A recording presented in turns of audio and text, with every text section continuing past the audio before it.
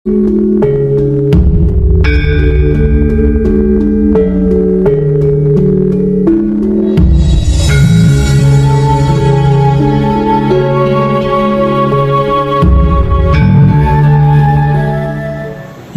syukurlah kalau banyak orang atau pribadi-pribadi yang menemukan atau memperoleh atau mendapat amanah tentang harta karun.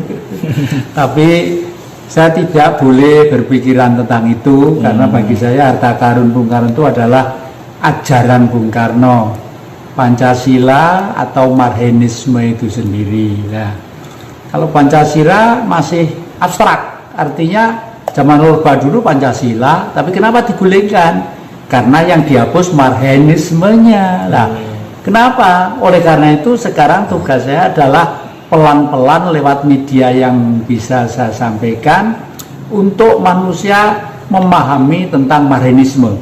Karena Marxisme itu dari kata marhen, orang yang miskin karena sistem, bukan karena golongan, bukan karena kelompok dan sebagainya. Nah, jadi di dalam perjuangan yang diperjuangkan apa? Sistem itu sendirilah. Oleh karena itu seperti akhir-akhir ini di Lampung atau di mana itu ditemukan beberapa karung duit gambarnya Bung Karno sama Bung Hatta, duit merah. Katanya dulu dititipkan Bung Karno di sana. Nah, waktu Bung Karno belum ada buku gambar Bung Karno, Bung Hatta itu tidak ada. Ya baru akhir-akhir ini aja. Saya khawatir kalau gitu hal-hal seperti itu merupakan satu pembelokan permasalahan dan menghipnotis masyarakat secara umum supaya tergiur oleh kamuflase yang tidak rasional tadi itu. Yang kedua, kalau duit itu disebar semuanya sendiri, Bung Karno memang insinyur, ahli politik, tapi pikirannya sangat eksak. Justru sangat eksaknya itulah Bung Karno berpikir, kalau duit nanti disebar di mana-mana jumlahnya tidak karu-karuan, kan inflasi, akhirnya warga beras itu bisa juga sekian juta, sekian gitu, itu tidak boleh. Bagaimanapun peredaran duit itu dilindungi, diatur dan dikendalikan gitu ya. Itu gitu. Kalau peninggalan yang lainnya, saya juga sering diantar ke sini satu lepekan kecil-kecil begini ya, katanya nih Mas jumlahnya banyak gitu, ini mau disuruh beli apa dikasihkan? Kalau suruh beli saya tidak ada uang gitu. Pak, untuk contoh aja, nanti kalau tertarik bisa datang ke sana gitu. Oh iya, kalau punya duit saya tak ke sana. Sampai sekarang saya simpen aja di almari sebagai, ya bukan emas, ya bukan emas ya. Ya mungkin buatan lah gitulah. Ya mungkin. Terus ini Ki, bisa nggak pemimpin Indonesia setelah Jokowi ini ditarot ya? Kelihatannya saya sudah ya siapa lagi? Nah, tentang banyak yang bertanya bisa apa enggak setelah Jokowi itu pemimpin Republik Indonesia itu ditanyakan ke tarot gitu ya. Nah, kebetulan pada waktu itu saya tidak tanya siapa RI 1 atau siapa pemimpin Indonesia. Saya hanya bertanya sampai akhir tahun ada apa gitu. Ternyata jawabannya itu, maaf ya, menakutkan. Kenapa menakutkan? Karena satu, ada gambar tarot yang judulnya itu seorang jaksa yang ditutup wanita ya, ditutup matanya lalu membawa pedang dua dipegang begini, pengadilan. Yang kedua, lalu si dungu, ada gambarnya si dungu itu seorang laki-laki yang seperti orang agak idiot tapi main-main duit begini, main-main duit. Lalu kartu yang ketiga adalah Raja Putri, artinya Indonesia tetap akan manis dan indah, tapi repotnya nanti itu kartu yang terakhir itu apa? Gambarnya orang saling bertengkar gebu-gebuan. Itu.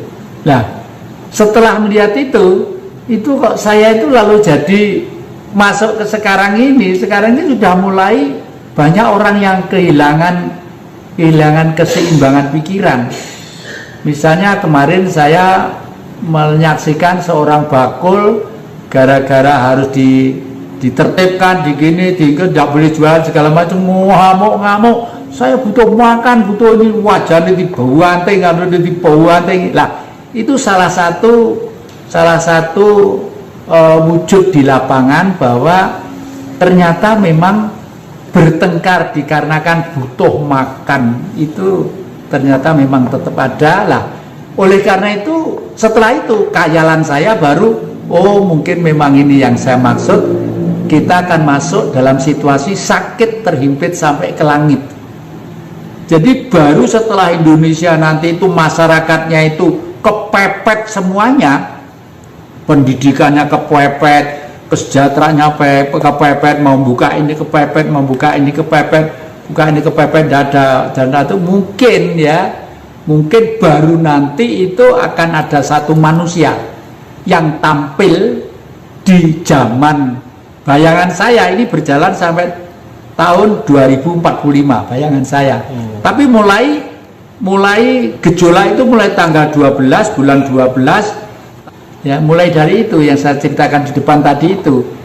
Oleh karena itu di depan nanti mungkin setelah manusia itu semakin lama semakin bingung ya, orang politik dalam tanda petik tidak kangge, orang-orang profesor doktor juga tidak dihiraukan, hanya mencari seseorang yang ngerti tentang perasaan rakyat. Mungkin itu karena rakyat itu tidak butuh duit, tidak butuh titel, tidak butuh embel-embel macam-macam, butuh wetenge wareg, uripe iki tentrem ayem.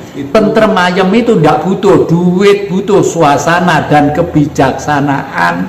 Itu ilmu juga. Kalau di pewayangan digambarkan sebagai Prabu Puntadewa, jadi ratu sederhana. Kalau yang ini masih pakai ini